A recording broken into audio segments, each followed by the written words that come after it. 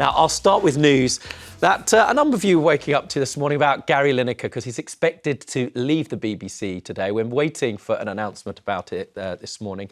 But speculation's been mounting over the weekend that he will step down after he presents his final match of the day next weekend. This is after he had to apologise for sharing a social media post about Zionism, which included an illustration of a rat, which is historically and currently used as an anti-Semitic, anti-Jewish racist trope. He said he regretted the post and deleted it once he learned about the symbolism of the image. Look, he'd been due to remain at the forefront of the BBC's coverage of the FA Cup and the World Cup into next year, into 2026. But what do we make of this, panel? I'm going to go to you first, Henry. This is not Gary Lineker's, first yellow card. Right. As you'll be aware, he put out a tweet comparing the UK to 1930s Germany. Well, the language used by the then Home Secretary Suella Braverman, Right. very specifically. And he said it had echoes of the 1930s swamps, invasions, the kind of things that the Nazis said about Jewish people, and he felt there was an echo. And a lot of people agreed with him. So some people felt it wasn't his place. I mean, I'm a Gary Lineker fan, you know. I grew up watching him. I thought he was a great striker for England, great for Tottenham and Leicester. And I think a lot of people tuned into Match of the Day, even in a very splintered television universe, for him and the banter they had with Alan Shearer and other pundits. But yeah, he obviously wants his freedom. He's got a very, very busy, interesting podcast business. And he obviously decided, I can't take any more. I can't resist the temptation. I feel I want to comment on politics. And it was de Gaulle who said, politics is too important to be left just to politicians. And I agree with that. Well, but the question is, should you, as a BBC pundit, be able freely to express your political views? I mean, that's the kind of fundamental question at the heart of it, number one. There's a second one, which is... he reposted this tweet about Zionism, and it had a trope in it which is deeply offensive, and he should have known better. Mm-hmm. The issue to some people, not necessarily me, is that he apologised for it, and some people might argue that's a kind of learning and teaching opportunity, as opposed to, right, you're out, red card. So when Tim Davie became chairman of the BBC a few years ago, he said very early on, if you want to be opinionated, then that's absolutely fine. You want to be a columnist or a broadcaster or a presenter, that's absolutely fine.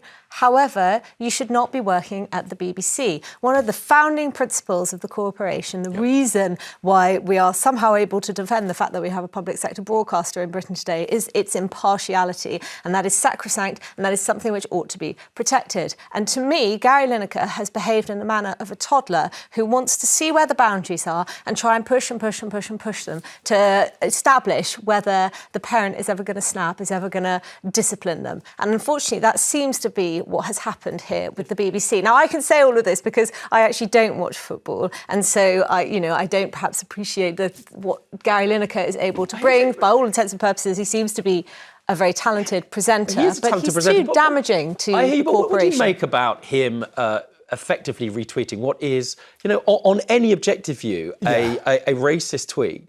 An anti-Semitic one, and certainly one where, basic common sense, when you look at what you're sharing... for an intelligent man... You should have been aware of. Well, that's lots of intelligent people do very stupid things, and sometimes they pretend not to know when they really do know, because they feel it is more important to make the point. Just to be clear, again, I'm interrupting, but isn't that the kind of suspicion here, that actually he put that out maybe knowing? Gary Lineker's enemies certainly would say that. If he hadn't, if that particular video didn't have the trope of the rat, which was used to describe Jewish people as vermin in the 30s, and to describe other people who we don't like as cockroaches, some people have described migrants coming into this country that way, then would it have been okay to post quotes the Zionism in 2 minutes video? He's done lots of other things. He said some very powerful things about sewage, which most of us would agree with, and there was no controversy there. Often it depends on whether or not you like the views that he's expressing or not. We don't go to Gary Lineker for our views on international politics. We go to him usually because he says some very interesting things about football and presents them very, very well. Sports Personality of the Year, and he used to do golf. But I mean, he wants his freedom, and it's probably right now for him to go, and you can be sure there'll be takers for him for the World Cup in 2026, I suspect. Well, there already are. I mean, they've already lined up match of the day. As I say, nobody is doing a fun run for Gary Lineker. He's got a huge podcast business.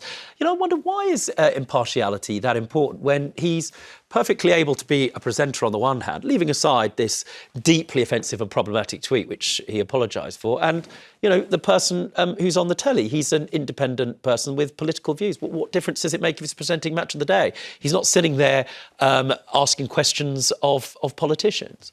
Well, I think if he's receiving £1.3 million a year of taxpayer money, that's his salary, he's the highest paid star at the BBC, then he does need to subscribe to the corporation's founding principles, one of which is impartiality. And that's so important because if we are going to have a public service broadcaster, then it needs to be something that the British public feels as though it can trust. Now, of course, that trust has been eroded, not least over the last 18 months, ever since October the 7th.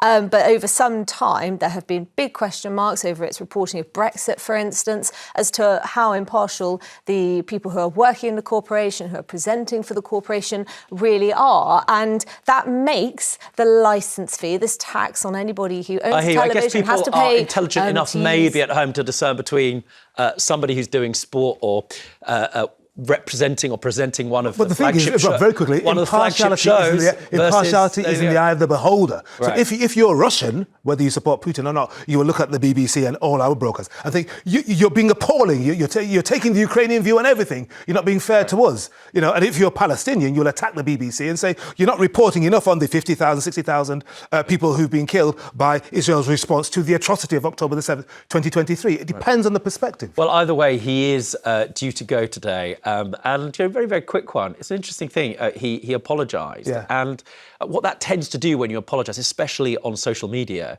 is to rather galvanise opinion against you, make people more angry. People say you've caved in, people Right. say. Don't you find that as well? Yes, absolutely. I mean, when politicians do it, all it does is, any display of contrition, all it does is lead more people to attack you, whereas you never win over the people who attacked you to begin with for the initial offence. An apology, because that apology, that sorry, was very important, not least because, as I say, it was a learning opportunity for people to understand something very important about anti-Jewish racism. But there it is. Now, talking of apologies,